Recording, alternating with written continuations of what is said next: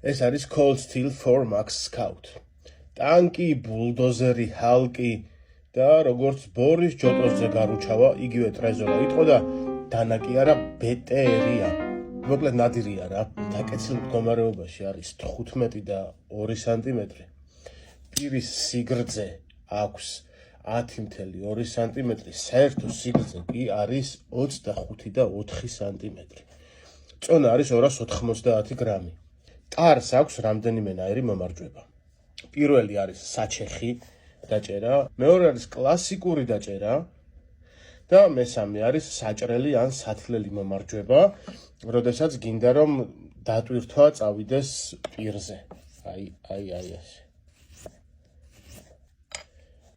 პირის სისქი არის თითქმის 5 მილიმეტრი. ჩამკეტი კი ტრიად ლოქი აქვს, რაც ამ დანას ზემოხსენებულ ტანკად აქცევს. ამ მონაცემების ინსტრუმენტის მოკლა, გაფუჭება, განადგურება თითქმის შეუძლებელია. საქმის კეთებისას ვერაფერს დაუშავებ, გამორიცხულია, მომცრო ზომის ხის მოჭრიდან დაწყებული და კარტოფილის გათლით დამთავრებული ყველაფერი გამოსდის იდეალურად. ხო, რა დაგვრჩა? დაგვრჩა ტარი. ტარის მასალა არის ნაცრისფერი გრაივექსი, რომელსაც სუპერ პლასტიკსაც უწოდებენ, თავისი გამძლეობიდან გამომდინარე და რომელიც კომპანია Cold Steel-მა თავის ერთ-ერთ სავიზიტო ბარათად აქცია.